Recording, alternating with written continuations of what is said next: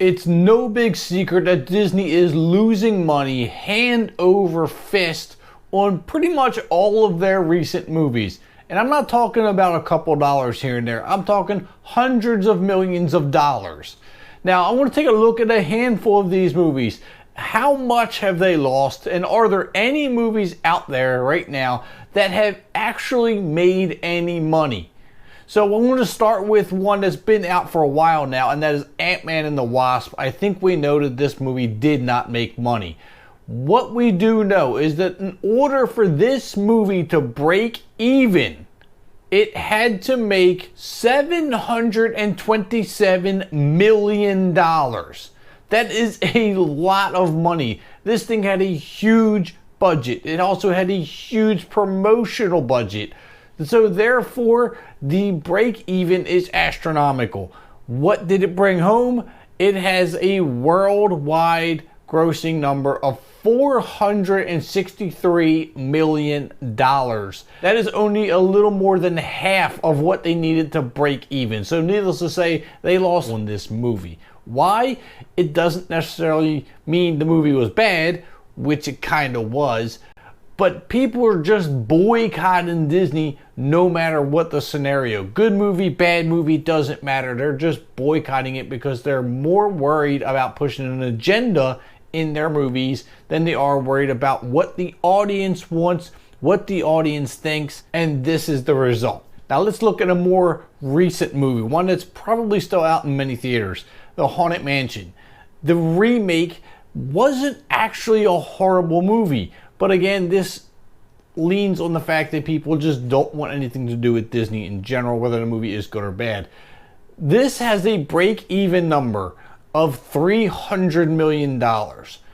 Now, this movie to date, worldwide, has brought in $85 million. That is not even close to their break-even number. Now, yes, this still has time to gain a little more traction, get a few more dollars in, but it doesn't look like it's going to reach that break-even number of $300 million. Now let's move on to the most controversial movie out there right now, and that is The Little Mermaid. Let's click on this one and see what we have here. I know this movie had a very large budget, and the break-even on this movie was a little over $560 million. Now this has been out for a while. I'm pretty sure whatever it has isn't going to get much farther than this. But as of right now, The Little Mermaid worldwide has grossed $561 million. So it has basically touched the break-even point. So they've broken even on this movie, but they said they would need about $600 million to really make any money. They haven't hit that yet. Did they lose money? Not necessarily, but they definitely didn't make anything. So was it a success? No. Was it a complete flop and failure? Depends on how you look at it. The way I see it, you spent this kind of money on a movie, you broke even, you didn't make it pretty much anything. To me, that's a failure. I mean, what more is there to say? Now let's look at another one that just recently came out, and that is Elemental. Elemental is still going strong, so this one might actually make Disney some money.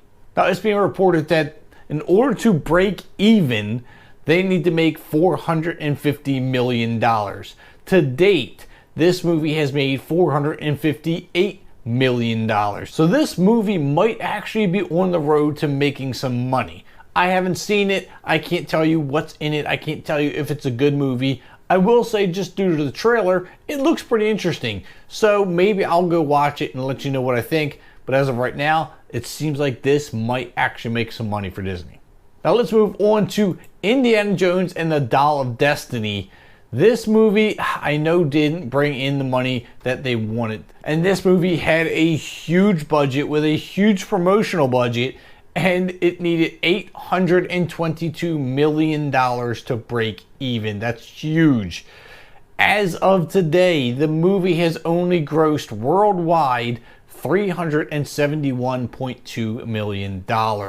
Nowhere near even halfway to breaking even. So I would definitely say they've lost hundreds of millions of dollars on Indiana Jones and the Doll of Destiny, which is kind of horrible because I think this movie isn't as bad as people are making it out to be. I saw this. I'm a big Indiana Jones fan. And was it great? No. Was it entertaining? Yes, I think it was. And I think just because Disney's name was attached to it, people just didn't want to go see it. Now let's talk about one that came out last year, and that is Strange World. This is another hugely controversial movie.